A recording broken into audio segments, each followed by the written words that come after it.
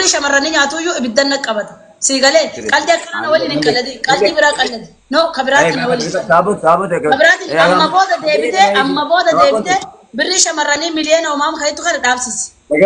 Egoonitti ma sababooti. Aniifati akkuma qara waliin qallannu haa qallannu.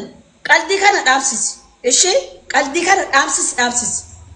Ila namni hin beeku ati qalladaa jirta miti aniifati qalladaa jirra taphataa jira. Garuu namni nu jala jiru dhugaa se'ee sabaan boontu adaalee baa akkana goote jedhee miidiyaa irraa naana fi guuftaata haa fiigani I don't care giwwa ani goone keessa seenteeti dhugaa goote hin haasa'in. Qalbii kana waan biraa waliin akkuma waliin qalladaaru kana akkuma waliin qalladaaru waliin qalladnaa hin kolfina rakkoo hin jiru gin qalbii kana dhiisi. Rabbi naasi sitin maagod maaliif artistii kana irraa eegatii hojiin jirta hojiin taa'irta yeroo jarri suuraa gaartii irratti uumeedhaan nu maaf irraa dubbanne haa ta'u beekamtii qabdaa jedhee qabate waa biraa ittinaa qalladhe waa si gaafadha ila ammallee na dhagaye wal dhagaa haasofnu yoo gara dhugaa deebite wal dhagaa haasofnu gara dhugaatiin artisti marraa ammallee laal maqaa artisti jedhu kanallee gadi buusi maqaa artisti jedhu kan gadi buusi namni artistii irraa dubbate eenyunni natti Video nargi. Video hojjetamee irratti hojjetamee. Namni artistii irraa dubbate hin jiru. Namni ka dubbate maafir gaardii irraa dubbatan gaardii na dhagaye. Ijoolleen maatiin duraa keessatti dubbanna. Ammas ijoollee ta'an ijoollee suni. Cadhistee qaaqataa gisee tokko na dhagaye. Hin qaaxa'an sa'aatii dheeraa sii kenna na dhagaye hin haasoftaa. Takkaffa artistii irraa namni dubbate hin jiru.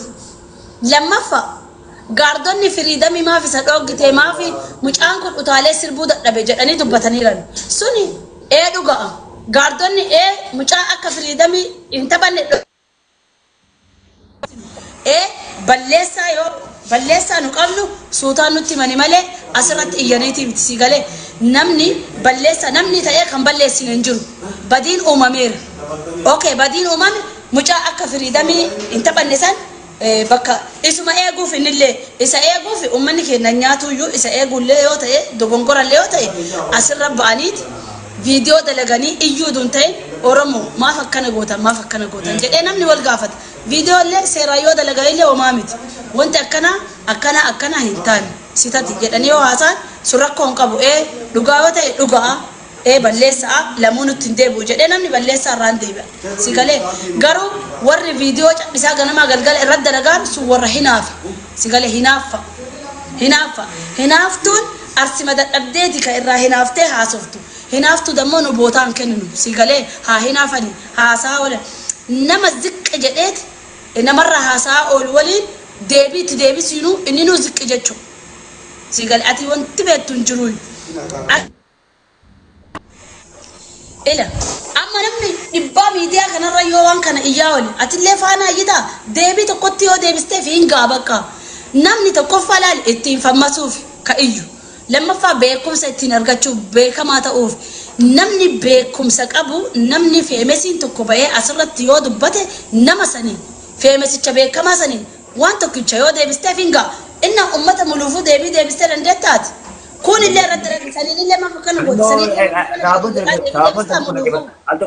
gaabon toltu nageeffatu sababiin si gaafa deebitaan dirqama namummaatiin maaliif yeroo rakkoos yeroo maali yeroo wajjin jirtanii egaa maaliif irraan dubbanne maaliif gaardii Hacaaluu Hundeessaa yoo kophaa dubartiisa jeesiste gaardiin uumamuun dirqama maaliif irraan dubbanne dirqama namummaa ta'uu nama gaafata maaliif irraan dubbanne itti hin gaafanne beektaa uummata kana garuu ani sin kabajaas filmee badhaase nama kabajamtu nama ulfaatu alaabaa mala keessi hin beekaa wajjin sin deemna namatti godhe nyaasaa sin beekas garuu ati ka jedhaattu ladhage ati ka jedhaattu bee gaardii ramaaf hin dubbanneedhaata moo artisticha ramaaf hin dubbanneedhaata isa bichaa natti gaardii maaliif hundinuu gaardii rakkadhee wanti dubbadhuuf gaardii irraa maal rakkadhee nama dhibbaa waliin kabasi deddeebisufan gaardii irraa haa dubbataa oolanii gaardiin gaardii namni dhaqee caafii isaatu kun jiru asirra feemmesuuf kuni kun ol baasaa gad deebise anillee isaan waliin tacamaalee qabu gaardiin kuni Regabertima, gaardii kana regabertima, gaardii kana yaabomee wajjinaas artistii kana biyya ramadatti regabertima. Gaardiin kuni artistii ramadatti maaliif of sodaachuu ni qaba maaliif Hacaaluu Hundeessaa yoo dubartii jedhanii regabertima dubartii አንድ ሺህ ምንም ሰዋል እንደ ላወንቲ ናስ አርቤ ምንም ወማ ወንቲ ናገለ ወይቱ እንጅሩ እዩ እንዴ Si ati maa gaardii irraan dubbanne naan jedhaa taabi'am maaf irraa dubbatte? Namni na saayira. Hojiin qabu ka gaardii irraa dubbataa oolu. Hojiin qabu. Ana hojii dhabeetanii maa kan dubbataa? Namni feemesii ta'uu fi asirratti kaan gabbuusaa yoo ol saqqale ani isaa wajjin maraachuu qabaa?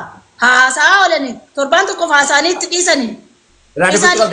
Ila na dhagaye mucaa gowwaa na dhagaye namni fooloo hin qabne tokkoffaa fooloo ittiin argachuuf si galee namni viyuu hin qabne lammaffaa viyuu ittiin argachuuf namni beekumtii hin qabne sadaffaa beekumsa ittiin argachuuf ka olii gade harcaasaaran ani isaan waliin gadi olii gade harca'uu feetama maali? Ambetta dhageeffadhaa amma keenya al ta'uu jalmadmeeti ani dhageeffadhaa jimaa. Jemaah, orang jalan kali. No, angkara kalti saya sewajin kalau dah tu manfaat rebe. Nama aku mana kuna jalan jalan koi. Nama aku mana kuna antin mah. Nama aku mana kuna jalan jalan. Lagi pada nama aku mana kokun. Undi ke sana lagi pada. Wanting ganti karena ada berdevi. Aku mah hati na calon desa. Ganti kau. Butuh ni orang jalan duluan. Lada. Atifan ini bekum sakam nun is. Ati bekum sakabatnya di cara nama sensis kabajan. Kabajan nama sensisnya cara ni adub betul. Lagi pada.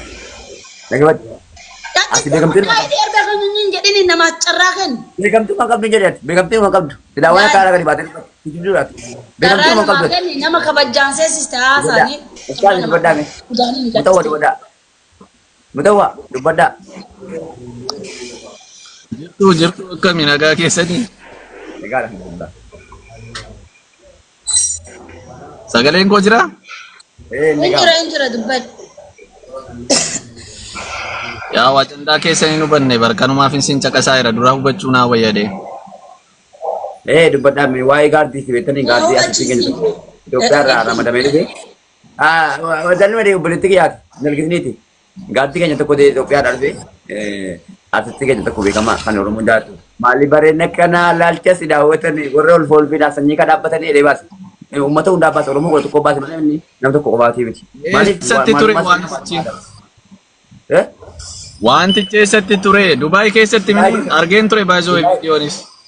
Dubai. Anna ada maal irratti wal karakkaraa jirtu re amma sabaan boontuun maal siin jechaa jirti na gaardiin dhufuun qabu moo dhufuu qabaadha. Gaardiin irraa dubbatan dhiisii naan jette ufammasuu fi maqaa isaatiin dhiisii naan jette maal immoo na gube. Asitti kun mucaa akka dubbatan hin beeku hoolaan callisee asumarraa hanyanyanyyeedha. Hoolaa ta'etti maal baagatti maal qabdaati ilaa dubbachaa barata. Ibsaa fi dadhi olkaa gurra diishii dhagee waan asiin jedhu. Ila waan jedhu ni ilaali. Maafi atini artistii irraan dubbanne yennaa artistii keenya akkana godhanii naan jedhe. Artistii keenya namni tuqe hin jiru. Namni artistii keenyatti dubbatellee hin jiru. Seeraan viidiyoo illee argeera. Namni ka dubbatu artisticha keenya maafirii dhoogitanii. Maafi gaardiin isa qabdii maaf inni ummata bashannansiisuu dhufe ummata wajjin bashannanuu dhufe ummata haa bashannansiisu akka fedhe firii ta'ee haa taphatu maafuma gaardiin kun isa qabaa ka jedhu viidiyoon amma asirratti adda isa bicha galee garuu okay bakka san dhugaa hin dabsu bakka san dhugaa gaardiin isa qabuu hin turre innullee gaardiin ana mucaa dadhisimee. Akkuma dinatti dhagaa hin jirinitti. Dadhi ani isa himaaraan mana gaafate jaarsummaa na gaafate jaarsi garaacha yoo nama gaafate. Lallabaa gaaffii wajjin lallabaa oolan. Wal danda'a kaakua. Amma laali jaarsummaa nuu qabameera jaarsi garaacha innaa garaacha seenee nama gaafatu kun hin dubbatu. Cadhisiiti sa'aan fixeen dubbatta. Ishi. Amma inni maannaan jedha. Okay. Ibro irraa namni dubbatan jiru. Maafuma firiidamii dhooggitanaa inni taphatu wama gaardotaa irraa dubbatan. Si galee.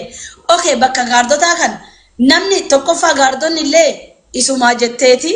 Isaa jettullee isa qabuun turre inni haafataa jedhu ummata dhooggu turte gaardiin illee kana waan dhugaa hin dabsuu dhugaa. Sadaffaa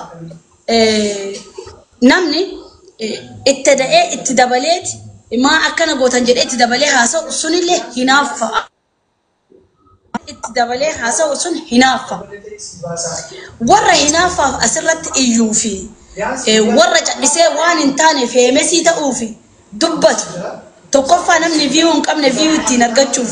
Lammaffaa namni fooloo hin qabne fooloo ittiin argachuuf. feemesii ta'uuf nama asirratti iyyaati kaan dubbataa oolu ani maali hojiin qabu ka isaan wajjin dubbataa oolu saa walalaa amma ati viidiyoo dalagde akkana jettee siifis viidiyoo dalaga kaanifis viidiyoo dalaga nama tokko viidiyoo yoo dalage hinga ati akkana itti wanta akkanaa dhugaa garuu arrabni ati keessa makataattu tun hinaaffaa dhaabsisi seeraan waan jirtu qaaqi jedhee viidiyoo tokko gadhiiseera soonii nama lamisaalee dubbatee ture. Sabaan boontu ani viidiyoo kanarratti hojjenne dubbii kee addaan dhaabe waa tokkoon dubbadda asirratti. Laayivii man dubbadda ani viidiyoo sin hojjenne. Artistii jechuun aartiidha. Aartii jechuun immoo ija uummataadha. Wanti sin beekuu qabdan sinii galee. Artistii jechuun immoo kan ganda tokko otoo hin taane kan saba Oromoo maraati. Wanti sin hubachuu qabdan akka gandaatti irraa dubbatamuu hin qabu. Kana na hubadda asitti. Wanti hin jedhu yoo jiraate immoo artistiin kun ani sirballee baay'een dhaggeeffadhu dhiifa manaa godha. Artistiin garuu aartii Oromoo akka ta'e aartiin immoo ija uummataa akka ta'e nan beeka sii galee. Artistiin kun sirbu garuu biyya seerri eegamte keessa jira namni kun sii galee. Itoophiyaallee miti Itoophiyaan illee gaamma tokko wanti ni haa jennuyyuu. Kan inni jiru Dubaay keessa. Dubaay jechuun immoo biyya seeraa feera ishee eeggattee jirtu keessattidha. Uummanni nama kana jaallata artistii keenyadha waan ta'eef. Artistii keenya waan ta'eef uummanni jaallata itti maramee yookiin immoo badhaasee yookiin immoo dubbisee yookiin immoo suura biratti ka'uu barbaada sii galee. Osoo ta'ee gaardonni warri gurguddoon suni gamas dhaabatanii uummata ittisuu yookiin uummata eeguu amma danda'ametti eegumsa gochuu qabu malee artistii kanatti maramanii akkasitti itti naanna'anii akkasitti itti marsanii akkas uummata irraa dhorkuun qabani kun yaada kennooti baay'ee akka dhuunfaa kooti sii galee.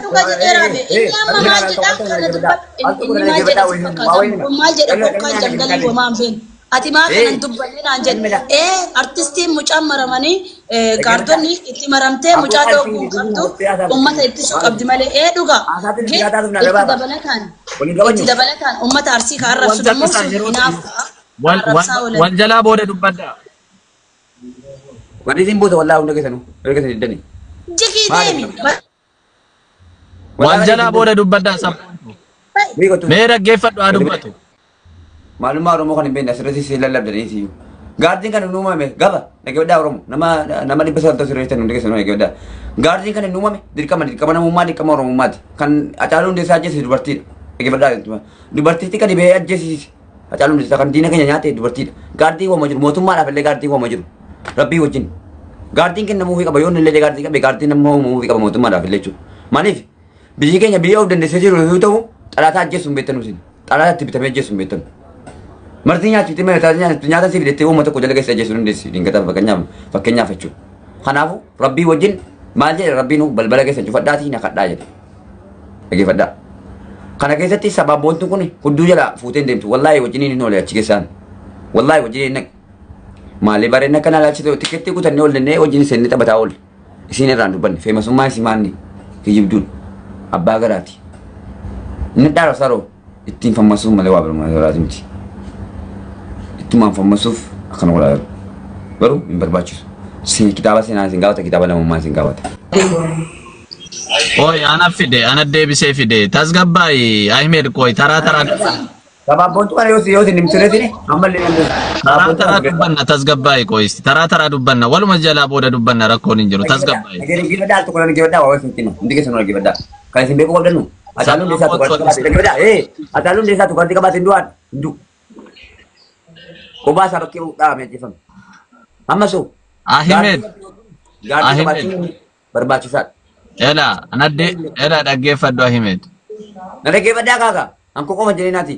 Gaardii mootummaan illee qabaachuun dirqama. Artistiin keenya hundi wanti artistiidhaan eeguun barbaachisaadha. Oromoo diina nyaatu hin beektan. Diina Oromoo ajjeesu hin beektan. Oromoo bitamee kan ajjeesu jira. Oromoo keessa taa'ee kan birrii nyaatee Oromoo ajjeesu jira. Kana beektanii qoon qabdan. Kan lafuma duudhaasa moo qulfeeffatanii nyaatan. Dubaay keessatti nama ajjeesuun jira Ahmed. Birrii atumsi maqaa